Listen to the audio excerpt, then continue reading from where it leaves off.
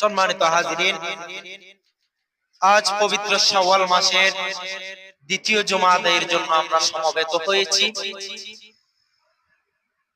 আজকে আপনাদের সম্মুখে পবিত্র কোরআনুল কারীম ফুরকানুল হামিদ থেকে অসংখ্য আয়াতে কারিমা থেকে আমি একটু আয়াতে কারিমা তেলাওয়াত করেছি। যে আয়াতে কারিমার মধ্যে আমার আল্লাহ পাক রব্বুল আলামিন বলছেন, বিসমিল্লাহির রহমানির রহিম, ওয়া ক্বাদা রাব্বুকা আল্লা তা'বুদু ইল্লা ইয়্যাহু ওয়া বিল ওয়ালিদাইনি ইহসানা।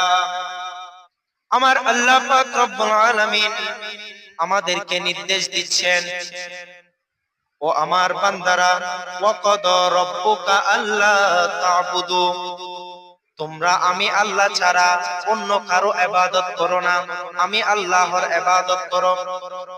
ইল্লা ইয়্যাহু ওয়া বিল ওয়ালিদাইনি ইহসানা, আমি আল্লাহর ইবাদত বন্দেগী করার পর, আমি আল্লাহকে ডাকার পর, ওয়া বিল ওয়ালিদাইনি ইহসানা, তোমরা আপন আপন মা বাবা, আপন আপন পিতা মাতার সাথে ভালো ব্যবহার করো, সৎ ব্যবহার করো। সুবহানাল্লাহ।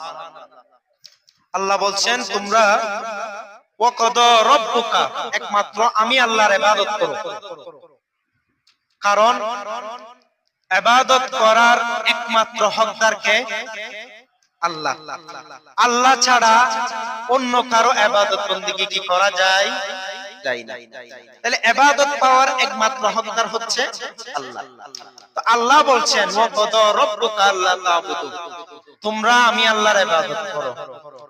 শুধু এটা বলে শেষ হয় নাই, এরপর বলছেন, ওয়া বিল ওয়ালিদাইনি ইহসানা, তোমরা তোমাদের মা বাবা পিতা মাতার সাথে ভালো ব্যবহার করো, সৎ ব্যবহার করো।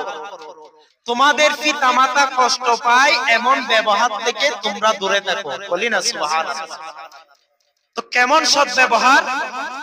এরপরে আল্লাহ পাক রব্বুল আলামিন বলছেন, ইম্মা ইয়াবলুগান্না ইনদাকাল কিবারা আহাদুহুমা আও কিলাহুমা ফালা তাকুল লাহুমা উফফিন ওয়ালা তানহারহুমা ওয়া কুল লাহুমা কাওলান কারীমা। আমার আল্লাহ বলছেন, তোমরা তোমাদের পিতা মাতার সাথে সৎ ব্যবহার করো। ও আল্লাহ, আমাদের মা বাবার সাথে কেমন সৎ ব্যবহার করব? বলছে, তোমরা তোমাদের পিতা মাতার সাথে এমন সৎ ব্যবহার করো, তারা যখন বৃদ্ধকালে পৌঁছায়, বয়স্ক হয়ে যায়, বার্ধক্যে উপনীত হয়, তাদেরকে উফ শব্দ উচ্চারণ করো না। সুবহানাল্লাহ। বলে যে তোমরা কিভাবে তোমাদের মা বাবার সাথে সৎ ব্যবহার করবা, উফ শব্দটা উচ্চারণ করো না, এমন ভাবে সৎ ব্যবহার করো। তো এবার আমরা উফ শব্দ কখন উচ্চারণ করি? যখন আমরা বিরক্ত বোধ হই, যখন আমরা কষ্ট পাই, কোনো কথা আমাদের সহ্য হয় না, তখন আমরা কি করি? উফ শব্দ উচ্চারণ করি। বলেন, করি কি করি না? করি। বলে যে তোমার মা বাবার কথা হয়তো তোমার পছন্দ না হতে পারে, কারণ মানুষ যখন বৃদ্ধ হয়ে যায় তখন তাদের হুঁশ জ্ঞান আস্তে আস্তে কি পায়? লোপ পায়, কমে যায়। তারা এমন এমন কথা বলে, হয়তো তাদের জ্ঞান, তারা এটা ভালো করে বুঝে না যে আমার এই কথার দ্বারা আমার ছেলে কি কষ্ট পাবে নাকি পাবে না। তো তোমার পিতা মাতা বৃদ্ধ বয়স, হয়তোবা তার কথাই তুমি কষ্ট পেতে পারো, তার কথা তোমার পছন্দ না হতে পারে, তারপরও তুমি তোমার পিতা মাতার সাথে সৎ ব্যবহার করো, তাদের সামনে উফ শব্দ উচ্চারণ করো না। আওয়াজ বলে সুবহানাল্লাহ। এর মধ্যে অনেক আমল রয়েছে, তোর মধ্যে গুরুত্বপূর্ণ একটি আমল হচ্ছে পিতা মাতার সাথে সৎ ব্যবহার করা। পিতা মাতার সাথে সৎ ব্যবহার করার ব্যাপারে আমার রাসূল হাদিসে পাকের মধ্যে বলছেন, যে হাদিসটি বুখারী এবং মুসলিম সহ অন্যান্য কিতাবের মধ্যে এসেছে। বুখারী শরীফের 5970 নাম্বার হাদিস। আমার রাসূল ইরশাদ করেছেন, হযরতে আব্দুল্লাহ ইবনে মাসউদ রাদিয়াল্লাহু তাআলা হতে বর্ণিত, তিনি বলেন সাআলতুন নাবিয়্যা, সবাই বলি সাল্লাল্লাহু আলাইহি ওয়াসাল্লাম। হযরত আব্দুল্লাহ ইবনে মাসউদ বললেন, আমি নবী করিম সাল্লাল্লাহু তাআলা আলাইহি ওয়াসাল্লাম থেকে জিজ্ঞেস করলাম, ইয়া রাসূলুল্লাহ, ইয়া হাবিবাল্লাহ, আইয়ুল আমালি আহাব্বু ইলাল্লাহ, আল্লাহর কাছে, আল্লাহর দুনিয়ার মধ্যে কোন আমলটি সর্বোত্তম? সুবহানাল্লাহ। আইয়ুল আমালি আহাব্বু ইলাল্লাহ, আমার রাসূলকে হযরত আব্দুল্লাহ ইবনে মাসউদ জিজ্ঞেস করলেন, ইয়া রাসূলুল্লাহ, কোন আমলটি আল্লাহর কাছে অতি উত্তম? তখন আমার রাসূল বলছেন, আস-সালাতু লিওয়াক্তিহা, সময় মতো নামাজ আদায় করা। সুবহানাল্লাহ। এরপর বলছেন, এরপর কোনটি?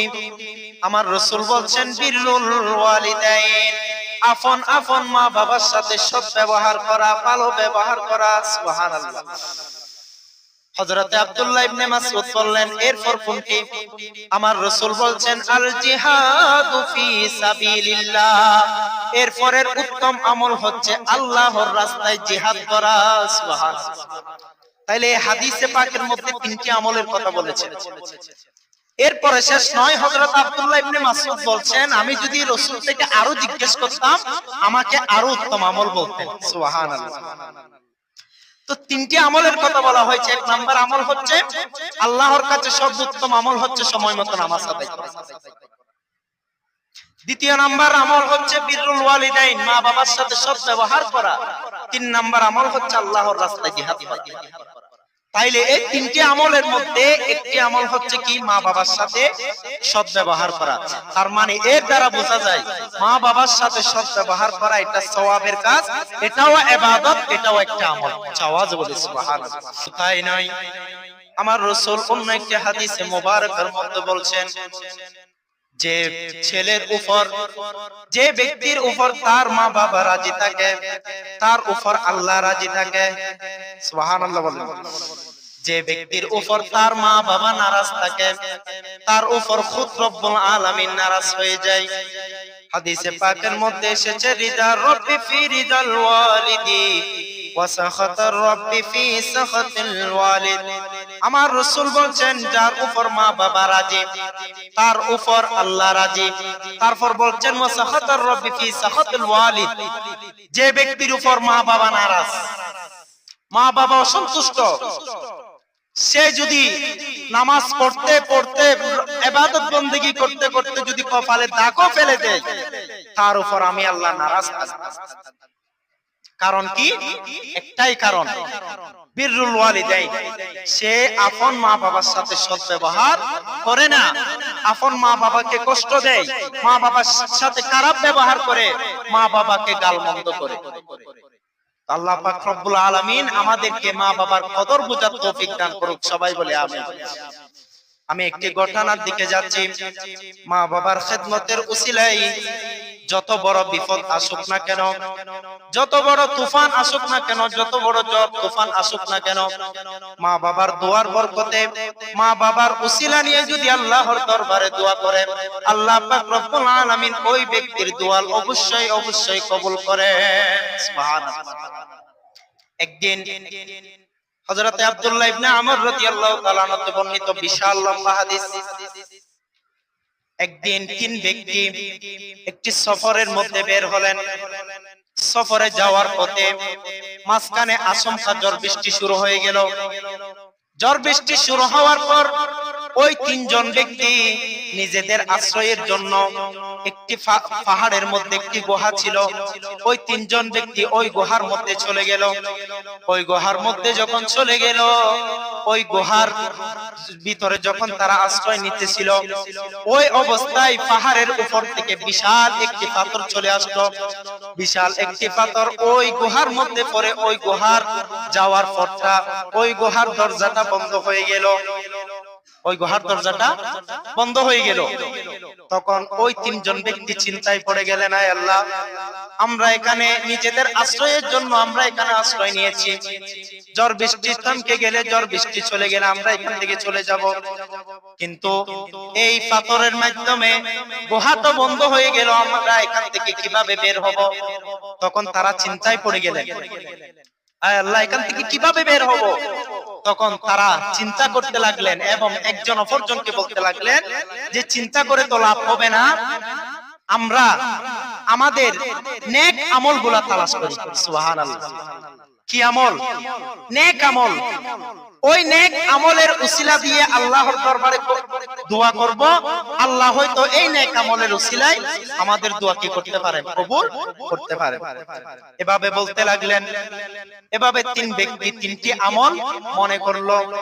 এক নাম্বার ব্যক্তি মনে করলো, সে বলতেছে, আয় আল্লাহ, আমি আমার চাচাতো বোনকে বেশি ভালোবাসতাম। একদিন অভাবে পড়ে আমার চাচাতো বোন আমার কাছে আসলেন কিছু টাকা নেওয়ার জন্য, কিছু ঋণ নেওয়ার জন্য। আমি লোভে পড়ে তাকে পাপের দিকে আহ্বান করতে লাগলাম। শয়তানি ওয়াসওয়াসায় আমাকে গ্রাস করে ফেললো। শয়তানের ধোঁকায় পড়ে আমি তাকে পাপের দিকে আহ্বান করতে লাগলাম। তখন আমার চাচাতো বোন আমাকে উত্তর দিল, ইত্তাকুল্লাহ, ইত্তাকুল্লাহ, তুমি আল্লাহকে ভয় করো। এই কথা যখন বললেন, আমি সাথে সাথে ওই পাপ কাজ থেকে তওবা করে নিলাম। আয় আল্লাহ, আমি এটা শুধুমাত্র আপনার সন্তুষ্টির জন্য করেছি। এটা যদি আমি আপনার সন্তুষ্টির জন্য করে থাকি, তাহলে এই উসিলায় আমাদেরকে এখান থেকে মুক্ত করে দিন। এই কথা বলার সাথে সাথে ওই পাথরটি একটু সরে গেল। সুবহানাল্লাহ। একটু সরে গেল। এরপর আরেকজন ব্যক্তি বলতে লাগলেন, আমার কাছে একজন লোক আসছিল, আমি তাকে দিয়ে কাজ করিয়েছিলাম। তাকে দিয়ে কাজ করানোর পর সে আমার থেকে বেতন নেয় নাই, মজুরি না নিয়ে সে চলে গেল। তার ওই বেতনের টাকা দিয়ে আমি বিনিয়োগ করলাম ব্যবসার কাজে। ব্যবসার কাজে বিনিয়োগ করার পর ওই টাকা থেকে বিশাল সম্পদের মালিক হয়ে গেলাম। তখন পরিশেষে যখন ওই ব্যক্তি আমার কাছে আসলো, আমার কাছে আসার পর আমি তার বেতন সহ এবং তার বেতনের মাধ্যমে যা টাকা আয় করেছি সবগুলা ওই ব্যক্তিকে দিয়ে দিলাম। সুবহানাল্লাহ। আল্লাহকে বলছেন, আয় আল্লাহ, আমি এটা সির্ফ আপনার সন্তুষ্টির জন্য করেছি। যদি এটা আমি আপনার সন্তুষ্টির জন্য করে থাকি, তাহলে আমাদেরকে এখান থেকে উদ্ধার করো। আওয়াজ বলি সুবহানাল্লাহ। এই কথা বলতে দেরি সাথে সাথে পাথরটি আরেকটু সরে গেল। সুবহানাল্লাহ। এরপরে সর্বশেষ ব্যক্তি বলতে লাগলেন, আয় আল্লাহ, আমার ফ্যামিলির মধ্যে, আমার ঘরের মধ্যে আমার বৃদ্ধ মা বাবা আছে এবং আমার ছোট ছোট মাসুম বাচ্চা আছে। আমি মেষ চড়াতাম। মেষ চড়াই যখন সন্ধ্যা বেলায় ঘরে ফিরতাম, ঘরে আসার পর ওখান থেকে আমি দুধ দহন করতাম। দুধ দহন করার পর আমি সর্বপ্রথম আমার মা বাবাকে খাওয়াতাম। যতক্ষণ পর্যন্ত আমার মা বাবার খাওয়া শেষ হয় নাই, ততক্ষণ পর্যন্ত আমি আমার বাচ্চাদেরকে খাওয়ান দিতাম না। সুবহানাল্লাহ। আগে কাকে? মা বাবাকে খাওয়াইতাম। বৃদ্ধ মা বাবাকে খাওয়ানোর পর যদি বেঁচে থাকে, অবশিষ্ট থাকে, এগুলো আমার বাচ্চাদেরকে খাওয়াইতাম, এর আগে খাওয়াইতাম না। তো বলতেছেন, একদিন আমি মেষ চড়াতে চড়াতে অনেক দূরে চলে গেলাম। আস্তে আস্তে দেরি হয়ে গেল, রাত হয়ে গেল। আমি আসে প্রতিদিনের মতো নিয়ম মতো দুধ দহন করলাম। দুধ দহন করার পর ঘরে এসে দেখি আমার বৃদ্ধ মা বাবা ঘুমিয়ে গেছেন। তখন ওই দুধের বাটি নিয়ে আমি দাঁড়িয়ে থাকলাম। তাদেরকে জাগানোটা আমি কষ্ট মনে করলাম, যে আমি যদি তাদেরকে জাগাই, তারা যদি কষ্ট পায়। সুবহানাল্লাহ বলেন। তাদেরকে জাগালাম না। এদিকে আমার ছোট ছোট বাচ্চারা ক্ষুধার জ্বালায় কান্না করতেছে আমার সামনে। তো আমার নিয়ম তো, আমি যতক্ষণ পর্যন্ত আমার মা বাবাকে খাওয়ান দিই না, ততক্ষণ পর্যন্ত আমি আমার ছোট বাচ্চাদেরকে খাওয়ান দিই না। এখন আমার মা বাবা ঘুমন্ত অবস্থায় আছে, তাদেরকে কেমনে জাগি? এটা বলে বলে সারা রাত চলে গেল। সারা রাত চলে গেল, বাকি নিয়ে দাঁড়িয়ে আছে। তারপরও বাচ্চাদেরকে দেয় নাই। বাচ্চারা কান্না করতেছে। সে বলে যে আমি যদি আমার বাচ্চাদেরকে দিই, তাহলে তো আমার নিয়মের বিপরীত হয়ে যাবে। আমি তো আগে আমার মা বাবাকে খাওয়াই। তখন আল্লাহর কাছে ফরিয়াদ করলেন, আয় আল্লাহ, আমি এটা সির্ফ আপনার সন্তুষ্টির জন্য করেছি। আমি যদি এটা আপনার সন্তুষ্টির জন্য করে থাকি, তাহলে এই উসিলায় আমাদের তিনজনকে এখান থেকে মুক্ত করে দিন। এই কথা বলতে দেরির সাথে সাথে পাথরটি সম্পূর্ণ সরে গেল। তাহলে দেখেন, যে ব্যক্তির উপর মা বাবার দয়া আছে, পৃথিবীর কোন জায়গায় ওই মানুষকে ঠেকাতে পারে। সে সব জায়গায় সফল। শুধু তাই নয়, মা বাবাকে অসন্তুষ্ট করার কারণে, মা বাবা নারাজ হওয়ার কারণে মৃত্যুকালে কালিমা পর্যন্ত নসিব হয় নাই এমন একজন ব্যক্তির, আমার রাসূলের যুগের মধ্যে একজন ব্যক্তি ছিল, তার নাম হচ্ছে আলকামা। নাম কি? আলকামা। ওই ব্যক্তি এমন ব্যক্তি ছিলেন যে সব সময় ইবাদত বন্দেগী করতেন, দান সদকা করতেন। বলে যে সে এমন দান সদকা করত, তার দান সদকার হিসাব খুঁজে পাইতাম না। সুবহানাল্লাহ বললাম। বিনা হিসাবে দান করত সে। তো যখন ওই ব্যক্তি যখন মৃত্যুর কোলে ঢলে পড়তেছে, অসুস্থ অবস্থায় রয়েছে, তখন তার স্ত্রী রাসূল পাক সাল্লাল্লাহু তাআলা আলাইহি ওয়াসাল্লামের কাছে দৌড়ে গেলেন। ইয়া রাসূলুল্লাহ, ইয়া হাবিবাল্লাহ, আমার স্বামীর অবস্থা বেশি খারাপ। এই কথা শোনার পর আমার নবী হযরতে বেলাল রাদিয়াল্লাহু তাআলা আনহু, হযরতে সালমান এবং আম্মার রাদিয়াল্লাহু তাআলা আনহু, এই তিনজন ব্যক্তিকে ওই আলকামার নিকট পাঠালেন যে তোমরা যাও ওই আলকামার অবস্থা দেখে আসো। তারা দ্রুত ওখানে চলে গেলেন। ওখানে যাওয়ার পর দেখে যে আলকামা মৃত্যুবরণ করবেন এমন অবস্থা, ওই যে সাকরাতের বিছানায় শুয়ে আছে এমন অবস্থায়। তো তারা যখন তাকে কালমা পাঠ করতে লাগলেন, ওই ব্যক্তির মুখ দিয়ে আওয়াজ বের হয় না। সে সব কিছু কথা বলতে পারে, সকল কথা বলতে পারে, কিন্তু কালিমা তার মুখ দিয়ে কি বের হচ্ছে না। তারা চিন্তায় পড়ে গেলেন, ব্যাপার কি? ওই দুজন ব্যক্তি হযরত বেলালকে তাড়াতাড়ি রাসূলের কাছে পাঠিয়ে দিলেন। রাসূলের কাছে হযরত বেলাল রাদিয়াল্লাহু তাআলা আনহু গিয়ে বললেন, ইয়া রাসূলুল্লাহ, ইয়া হাবিবাল্লাহ, এরকম এরকম ঘটনা, ওই আলকামা সে কালিমা পাঠ করতে পারতেছে না। তখন আমার রাসূল বলছেন, তার ঘরের মধ্যে কি তার পিতামাতা বেঁচে আছে? সুবহানাল্লাহ। কারণ হয়তোবা তারা জানে না, কিন্তু আমার রাসূল জানেন সে কেন কালিমা পড়তে পারতেছে না। ক্ষমতা দিবেন কে? আল্লাহ। তখন জিজ্ঞেস করলেন, তার ঘরের মধ্যে কি তার মা বাবা বেঁচে আছে? তখন উপস্থিত লোকেরা বলতে লাগলেন, তার বাবা হয়তো বেঁচে নাই, তবে ঘরের মধ্যে তার বৃদ্ধ মা আছে। সুবহানাল্লাহ। তার বৃদ্ধ মা আছে। তখন হযরত বেলালকে বললেন, তুমি দ্রুত যাও আলকামার নিকট, ওখান থেকে গিয়ে তার মাকে আমার সালাম দাও এবং বলো আমি তাকে তলব করেছি। অথবা সে যদি আসতে না পারে, বলে যে রাসূল আপনার ঘরে আসতেছেন। সুবহানাল্লাহ। তখন হযরত বেলাল রাদিয়াল্লাহু তাআলা আনহু ওই আলকামার বৃদ্ধ মায়ের নিকট গেলেন। তো বৃদ্ধ মাকে জিজ্ঞেস করলেন, রাসূল এরকম এরকম বলেছেন। তখন ওই বৃদ্ধ মা বললেন, আমার জান কুরবান হোক রাসূলের উপর। রাসূল কেন আমার কাছে আসবে? বরং আমার যতই কষ্ট হোক আমি যাব রাসূলের দরবারে। সুবহানাল্লাহ।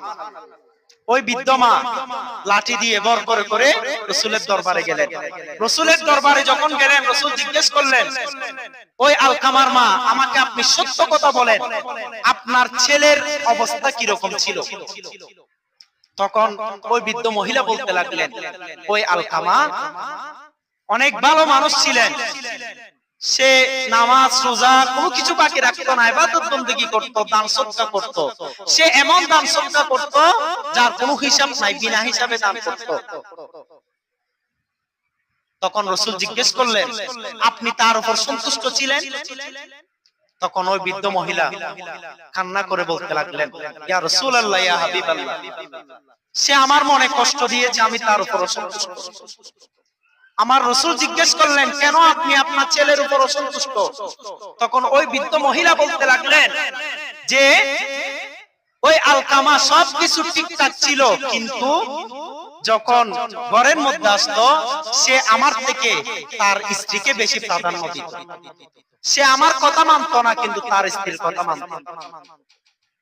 তখন আমার রাসূল হযরত বেলালকে বললেন, ওই বেলাল, তুমি তাড়াতাড়ি যাও, ওই আলকামাকে এখানে নিয়ে আসো এবং কিছু কাঠ জোগাড় করো। তখন ওই বৃদ্ধ মহিলা বললেন, কেন? তখন আমার রাসূল বলছেন যে আমি আলকামাকে এখানে আপনার সামনে জ্বালিয়ে পুড়ে ছাই করে ফেলেছি। তখন মা তো মার মনে ছেলে যতই কষ্ট দেখ না কেন, কিন্তু মা ছেলেকে কি দেয় না? কষ্ট দেয় না। তখন রাসূলকে জিজ্ঞেস করলেন, ইয়া রাসূলুল্লাহ, ইয়া হাবিবাল্লাহ, আমি তো মা, তার জনম দুঃখিনী মা, সে হয়তো না বুঝে আমাকে সে কষ্ট দিয়েছে, কিন্তু আমার চোখের সামনে আপনি আমার ছেলেকে পুরাই ফেলবেন, আমি মা হিসেবে সেটা কিভাবে সহ্য করব? তখন আমার রাসূল বলছেন, একটা কাজ করা যায়, আপনি আপনার ছেলেকে ক্ষমা করে দিন। সুবহানাল্লাহ। তখন ওই মহিলা শুনলেন, ওই মহিলা শোনার পর বলছেন, ইয়া রাসূলুল্লাহ, আমি আপনাকে সাক্ষী রাখতেছি, আপনার আশেপাশে উপস্থিত সাহাবায়ে কেরামকে সাক্ষী রাখতেছি, আমি আল্লাহর কাছে দোয়া করতেছি, আমি আলকামার নিকট, আমি আলকামার উপর সন্তুষ্ট হয়ে গিয়েছি, এবং বিগত আমাকে যে কষ্ট দিয়েছে আমি তাকে মাফ করে দিলাম। সুবহানাল্লাহ। এই কথা বলতে দেরি আমার রাসূল হযরত বেলালকে পাঠিয়ে দিলেন আলকামার নিকট, বলে যে এখন যাও, অবস্থা কি দেখো। তখন দরজার নিকট আসলেন, ভিতরে ঢুকেন নাই, ওই আলকামা মুখ দিয়ে পড়তে লাগলেন, লা ইলাহা ইল্লাল্লাহ মুহাম্মাদুর রাসূলুল্লাহ। সাথে সাথে ওই আলকামার মুখ থেকে আওয়াজ বের হয়ে গেল। সুবহানাল্লাহ। তাহলে দেখেন, এটা একটা হাদিস ঘটনা, বানানো কাহিনী নয়। মা বাবার উপর অসন্তুষ্ট, মা বাবাকে কষ্ট দিছে, সেজন্য মৃত্যুর কুলে ডলে পড়তেছে, ওই অবস্থায় কালিমা নসিব হয় নাই। আল্লাহ পাক রব্বুল আলামিন আমাদেরকে আমাদের মা বাবার কদর করার তৌফিক দান করুক, সবাই বলে আমিন। আমাদের সমাজের মধ্যে এমন অনেক ছেলে ফেলে আছে, যুবক বয়সের ছেলেরা আছে, মা বাবার কথা শুনে না, মা বাবার উপর বাড়িয়ে কথা বলে, মা বাবাকে গালমন্দ করে। আমার রাসূল হাদিসে পাকের মধ্যে বলছেন, কবিরা গুনার মধ্যে সবচেয়ে বড় গুনাহ হচ্ছে যে ব্যক্তি তার আপন মা বাবাকে গালমন্দ করে। তখন সাহাবায়ে কেরামগণ জিজ্ঞেস করলেন, ইয়া রাসূলুল্লাহ, কোন ছেলে কি তার মা বাবাকে গালি দিতে পারে? তখন আমার রাসূল বলছেন, এটা সিস্টেম হচ্ছে এরকম, যে ব্যক্তি অন্যের মা বাবাকে গালি দিবে সে মূলত তার মা বাবাকে গালি দিবে, অথবা যে ব্যক্তি অন্যের মা বাবাকে গালি দিবে সে কি আপনাকে ছাড় দিবে? দিবে না, সেও আপনার মা বাবাকে গালি দিবে। তাহলে গালি দিবেন আপনি প্রথমে, তাহলে আপনি গালি দিবেন বিদায় আপনার মা বাবার উপর গালি পড়ছে। তো এটা মানে কি? এটা মানে তার আপন পিতামাতাকে গালমন্দ করা। তো এখন তো ডাইরেক্ট অন্যের মা বাবাকে গালমন্দ করা সেটা তো দূরের কথা, আপন মা বাবাকে পর্যন্ত গালিগালাজ করে, এরকম ছেলে আছে না নাই? আছে না? বুঝবেন, মা বাবার কদর বুঝবেন, দাঁত থাকিতে দাঁতের মূল্য দিবেন। যখন হারিয়ে যাবে, এই যে যাদের মা বাবা কবরের মধ্যে চলে গেছে, তারা আফসোস করবে যে আমি আমার মাকে কষ্ট দিয়েছি, আমার মা তো দুনিয়ার মধ্যে বেঁচে নাই, কিভাবে আমি তার কাছে ক্ষমা চাইব? সেজন্য যাদের মা বাবা বেঁচে আছেন, কোন এক কারণে, হয়তোবা আপনার অজানার কারণে মা বাবাকে কষ্ট দিয়েছেন, আপনার কথার দ্বারা মা বাবা কষ্ট পাইছে, আমি অনুরোধ করব আজকে গিয়ে পায়ে ধরে ক্ষমা চাইবেন। যতক্ষণ পর্যন্ত আপনি মা বাবার থেকে ক্ষমা চাইবেন না, আপনার উপর যদি আপনার মা বাবা নারাজ থাকে, তাহলে ওই যে বলছিলাম, মৃত্যুকালে আপনার কালিমাও নসিব হবে না। আল্লাহ আমাদের সবাইকে বুঝার এবং আমল করার তৌফিক দান করুক, সবাই বলে আমিন।